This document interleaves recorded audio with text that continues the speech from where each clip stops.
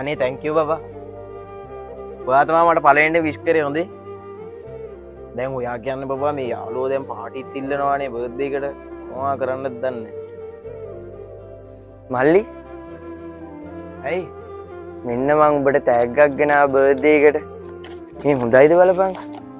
මේ අනේ මේ ඕ ගීන් දීපන් අර එහාගෙදර පොඩියකාට රුපියල් 300යි බං ඕක කඩේ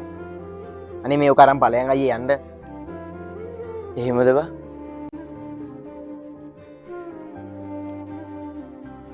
නෑ නෑ බබා බැන්නේ නෑ පව් ඇත්තරම ඌ අපි වෙනුවෙන් මාර විදියට මහන්සි වෙනවා ඒවට ඌ දෙයක් කරගන්න නෑනේ